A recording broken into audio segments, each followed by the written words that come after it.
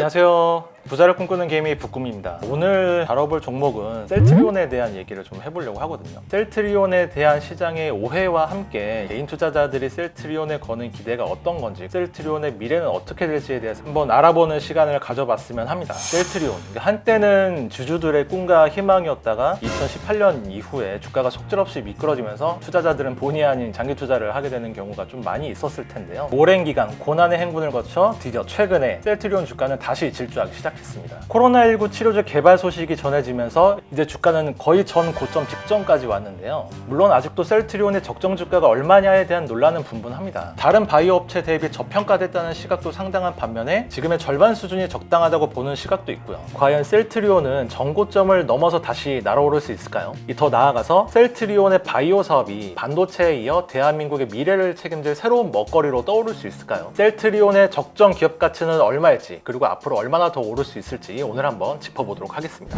우선 셀트리온 하면 창업주인 서정진 회장의 이야기를 빼놓을 수 없죠. 흑수저 셀러리맨의 신화라고 할 수 있는데요. 서정진 회장은 제약 바이오에는 일견식도 없었던 정말 평범한 회사원이었는데요. 삼성전기, 한국생산성 본부 등에서 직장 생활을 했는데 특유의 성실함과 탁월한 업무 성과로 김호중 당시 대우그룹 회장의 눈에 띄어서 스카웃됐다고 합니다. 1992년에 대우자동차의 임원 자리로 갔을 때 그의 나이가 불과 34살이었다고 하니까 정말 어마어마한 커리어죠. 그런데 다들 아시다시피 90년대 말에 대우그룹이 폭삭 망하면서 서정진 회장도 졸지에 백수신세가 됩니다. 당시에 같이 일하던 동료 10명이 모여서 앞으로 뭘 해서 먹고 살아야 하나 이렇게 고민하고 있던 찰나에 어디서 바이오가 유망하다는 말을 듣고 그래, 바이오 사업을 해봐야겠다 해서 만든 게 셀트리온이라고 하네요. 제가 간단히 표현하긴 했지만 실제로는 창업하기까지 엄청난 노력을 했다고 합니다. 미국을 비롯해서 전 세계 곳곳을 돌아다니면서 수백 명의 바이오 전문가들을 만나 자문을 구했다고 하니까요. 서정진 회장이 택한 사업은 바이오 중에서도 바이오 시밀러입니다. 유망하다고 봤기 때문인데요.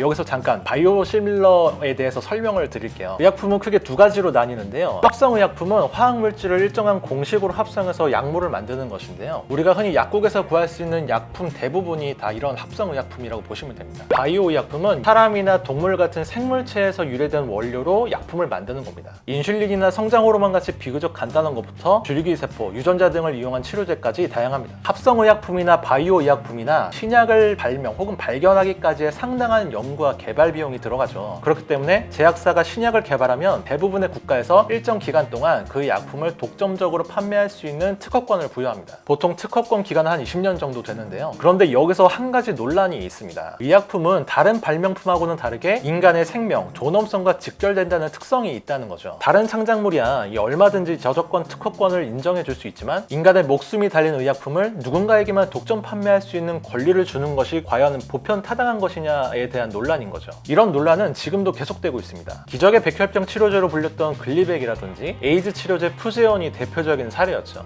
효능은 뛰어났지만 1년 약값만 수천만 원에 달하니까 형편이 어려운 환자에게는 그림의 떡인 겁니다. 그래서 나온 게 바로 복제약입니다. 오리지널 의약품의 성분을 분석해서 동일한 성분과 효능을 가진 복제약품을 만드는 거죠. 그것도 오리지널보다 훨씬 싼 가격으로요. 물론 아무 약품이나 복제할 수는 없고 특허가 만료된 약에 한해서만 가능합니다. 복제약도 크게 두 가지로 나뉘는데요. 합성 의약품을 복제한 것이 제네릭이고요. 바이오 의약품을 복제한 것이 바이오 시밀러입니다. 서정진 회장이 바이오 시밀러를 택한 건 그만큼 이 시장의 성장성이 크다고 봤기 때문이죠. 바이오 의약품은 합성 의약품에 비해서 효능은 좋지만 개발이 어렵고 비용이 비싸다는 단점이 있습니다. 바이오 의약품과 효능은 비슷하면서도 저렴하게 공급할 수 있는 바이오 시밀러가 더 각광받을 수 있다는 의미이기도 하죠. 실제로 전체 의약품 시장에서 바이오 의약품이 차지하는 비중은 점점 높아지고 있습니다. 지난해 바이오 의약품의 비중은 29%였는데 2026년에는 35%까지 늘어날 것으로 예상되고 있고요. 연평균 10%씩 성장하는 시장으로 주목을 받고 있습니다. 시장 규모도 어마어마합니다. 지난해 바이오 의약품 시장은 약 2,660억 달러, 우리 돈으로 290조 원에 달하는데요. 참고로 우리나라가 세계 최강이라고 할 수 있는 메모리 반도체 시장 규모가 지난해 118조 원 정도 되니까 바이오 의약품 시장이 메모리 반도체보다 2배나 더 큰 거죠. 바이오 의약품이 각광을 받으면서 자연스럽게 바이오 시밀러 시장도 급성장하는 추세입니다. 올해는 약 33조 원 규모인데 5년 뒤에는 지금의 2배가량 커질 것으로 예상되고 있고요. 특히 올해부터 글로벌 바이오 의약품들의 특허가 줄줄이 만료된다는 점에서 바이오 시밀러 시장에 대한 기대감은 더 커지고 있습니다.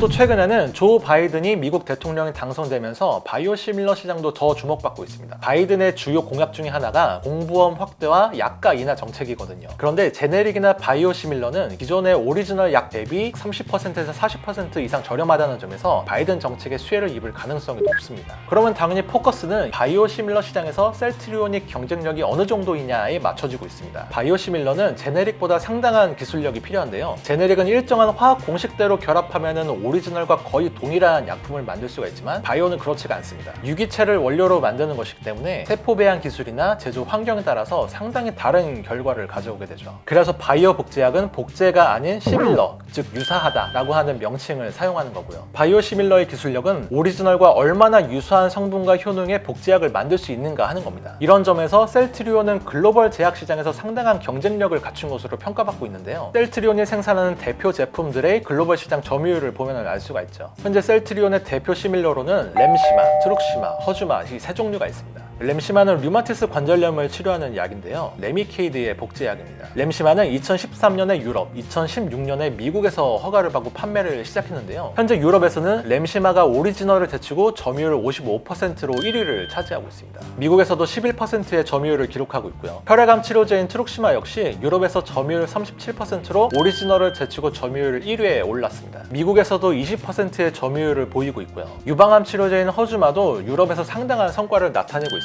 이는 글로벌 제약 시장에서 셀트리온의 시밀러가 효능이나 가격 경쟁력이 우수하다는 것을 증명하는 거죠. 셀트리온은 이제 단순히 약을 복제하는 데서 그치는 게 아니라 이보다 한층 더 개량된 형태의 신약을 선보이기도 합니다. 이를 바이오베터라고 하는데요. 기존의 바이오 의약품보다 효능이나 편의성 등이 개선된 프리미엄 의약품으로 보시면 됩니다. 셀트리온이 최근 개발한 바이오베터는 램시마를 개량한 램시마 SC입니다. 기존의 램시마는 정맥에 주사를 놓는 형태라 병원에 가서 치료를 받아야 하는 불편함이 있었는데요. SC 제형은 근육에 주사를 놓는 피하 주사형으로 환자가 병원에 가지 않고도 스스로 주사를 놓을 수 있다는 점에서 편리성이 한층 개선됐다는 평가를 받고 있습니다. 올해 셀트리온의 성장 동력 역시 램시마 SC였습니다. 지난해 11월에 유럽에서 판매 허가를 받고 본격적인 시판이 이뤄졌는데요. 올해 3분기에 SC 매출이 전분기 대비 2배가량 늘어나면서 분기 전체 매출액도 급성장했습니다. 셀트리온은 여기서 한 단계 더 나아가서 이제는 오리지널 신약 개발에도 박차를 가하고 있습니다. 개발 비용이나 시간은 시밀러보다는 높지만 이후에 독점 판매권이라든지 높은 판매 가격 등을 고려하면 시밀러보다는 더 높은 수익을 기대할 수가 있으니까요. 최근에 셀트리온 주가가 급등했던 것도 코로나19 치료제 개발 때문이었죠. 아직은 임상 단계긴 하지만 내년 중에 개발이 완료된다면 신약에서도 상당한 성과를 기대할 수 있을 것 같습니다. 바이오뿐 아니라 합성의약품 시장으로도 사업을 넓히고 있습니다. 최근에 일본 다케다사이의 아시아 태평양 지역 사업부를 인수를 했죠. 여기에는 우리에게도 익숙한 화이트벤이라든지 알보칠 같은 의약품도 포함이 되어 있는데요. 이 올해 4분기부터 이 실적이 반영이 되는데 셀트리온의 실적도 내년 이후부터는 한 단계 더 성장할 것으로 예상이 됩니다. 셀트리온은 바이오시밀러로 시작했지만 이제는 바이오베터와 신약 개발뿐만 아니라 합성 의약품까지도 아우르는 종합 제약사로 거듭나겠다는 계획인 거죠. 여기서 잠깐, 지금부터가 중요합니다. 여기까지 영상을 보신 분들은 셀트리온 주가 더 오른다는 거야? 어쩐다는 거야? 이런 의문 가지고 계실 거예요. 그래서 잠깐 동안 마음껏 행복 회로를 돌려보는 시간을 가져볼까 합니다. 이게 뭐냐면 셀트리온이 현재 개발 중인 시밀러나 신약의 파이프라인을 통해서 앞으로의 매출이 어느 정도가 될지 가늠을 해보고 주가가 대충 어느 정도 될 거다라고 때려 맞추는 식인 건데요. 현재 셀트리온의 파이프라인은 14개가 있습니다. 그 중에서 가장 기대되는 건 류마티스 치료제 휴미라를 복제한 약품인데요. 에브비가 개발한 휴미라는 현재 전 세계에서 매출 1위를 기록 중인 바이오 의약품입니다.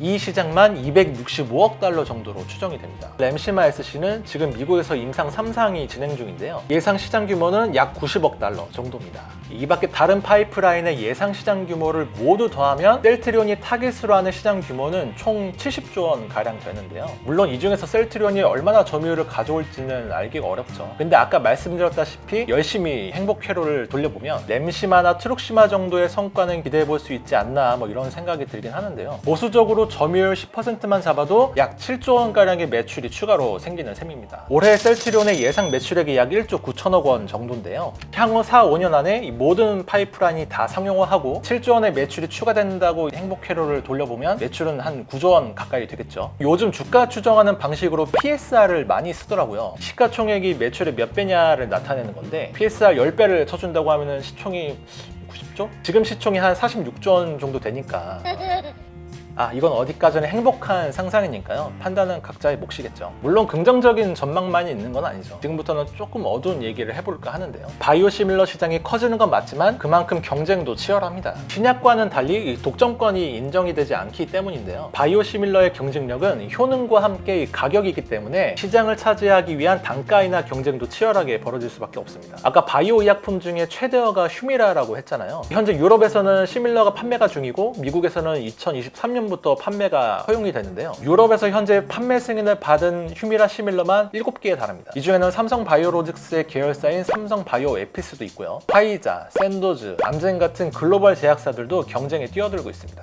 다른 바이오 약품에서도 마찬가지죠. 특허가 만료되는 시점에 맞춰서 다른 제약사에서도 줄줄이 시밀러 출시를 준비를 하고 있습니다. 어쩌면 반도체처럼 시밀러 시장에서도 치킨 게임을 할 날이 올 수도 있겠죠. 해외 투자자들의 시선도 곱지 않습니다. 셀트리온 하면 유명한 게 또 공매도죠. 공매도란 내가 가지고 있지 않은 주식을 판 뒤에 주가가 떨어지면 이를 다시 되사서 차익을 실현하는 투자 기법인데요. 주가가 펀더멘털보다 고평가돼 있거나 앞으로 주가가 하락할 가능성이 높다고 판단될 때 공매도를 사용하기도 합니다. 현재 셀트리온에 대한 공매도 포지션의 대부분은 외국인입니다. 그만큼 해외 투자자들이 셀트리온에 대해서 좋지 않게 보고 있다는 의미겠죠. 지금은 한시적으로 공매도가 막혀서 할 수 없지만 지난 3월에 공매도가 금지되기 전까지만 해도 셀트리온의 공매도 비중은 9%에 달했습니다. 셀트리온의 총 주식수 중에 9%가 공매도라는 건데요. 공매도 금액만 무려 2조 원에 달합니다. 최근에는 JP모건이 셀트리온에 대한 부정적인 리포트를 내면서 논란이 됐죠. 셀트리온의 유럽 내 점유율 증가가 점점 둔화되고 있고 바이오시밀러 업체 간의 경쟁이 갈수록 치열해지고 있다면서 셀트리온의 적정 주가를 19만 원으로 제시를 한 건데요. 지금의 절반도 안 되는 가격이니까 완전 후려치기를 한 거죠. 물론 셀트리온은 이 보고서에 대해서 적극적으로 반박했지만 외국인의 부정적인 시각을 바꾸기는 어렵겠죠. 이상한 지배구조와 끊이지 않는 분식회계의 의혹도 셀트리온의 발목을 잡습니다. 셀트리온의 매출 구조를 보면은 좀 많이 특이한데요. 매출의 80~90%가 셀트리온의 계열사인 셀트리온 헬스케어에서 나옵니다. 한마디로 셀트리온이 약품을 생산하면 물량을 다 셀트리온 헬스케어에 떠넘기면서 다 매출과 이익으로 잡는다는 얘긴데요. 셀트리온 헬스케어가 셀트리온 의약품에 대한 독점 판매권이 있기 때문이라는 게 셀트리온의 설명인데 상식적으로는 잘 납득이 가지 않는 대목입니다. 셀트리온의 매출을 부풀리는 거 아니냐는 의혹을 받을 뿐만 아니라 일감 몰아주기라는 비판에서도 자유로울 수가 없죠. 실제로 셀트리온 헬스케어는 매년 셀트리온의 제품을 받고 있지만 제대로 팔지 못해서 적자와 재고가 쌓이는 상황입니다. 현금 흐름도 매년 마이너스고요. 쉽게 얘기해서 돈을 벌지 못하고 매년 현금이 빠져나가고 있다는 겁니다. 지배구조도 좀 이상하죠. 셀트리온은 셀트리온 홀딩스가 최대 주주고요. 셀트리온 홀딩스의 최대 주주가 서정진 회장입니다. 서정진 회장, 셀트리온 홀딩스, 셀트리온 제약으로 이어지는 지배구조인데요. 그런데 여기서 이상한 건 셀트리온 헬스케어는 서정진 회장이 최대 주주고 셀트리온과의 지분 관계가 전혀 없다는 겁니다. 홀딩스가 지주사라면 보통은 지주사 아래에 셀트리온과 헬스케어가 이렇게 병렬로 있어야 하는데 서정진 회장 밑에 지주사와 헬스케어가 병렬로 놓이는 아주 이상한 그림인 거죠. 이렇게 하면 셀트리온하고 셀트리온 헬스케어 사이에 지분 관계가 없기 때문에 연결 실적으로 작성하지 않아도 되고요. 셀트리온의 제품을 헬스케어로 넘기면서 이를 고스란히 매출로 인식할 수도 있게 되겠죠. 실제로 이렇게 하기 위해서 지배구조를 이런 식으로 만든 건지는 알 수 없지만 시장이 보내는 의혹의 시선은 상당할 수밖에 없습니다. 서정진 회장은 이런 의혹을 해소하기 위해서 얼마 전에 이 셀트리온 3사를 합병하겠다는 계획을 발표합니다. 셀트리온 홀딩스를 지주사로 하고 그 밑에 셀트리온 헬스케어, 셀트리온 제약 3사를 합병한 회사를 놓겠다는 방식인데요. 이렇게 하면 지배구조도 훨씬 간결해지고 분식회계 의혹에서도 자유로워질 수 있겠죠. 여러분들 생각은 어떠신가요? 셀트리온은 앞으로 이 온갖 의혹과 공매도 세력을 뿌리치고 더 날아오를 수 있을까요? 저는 다음 시간에 다시 찾아뵙겠습니다.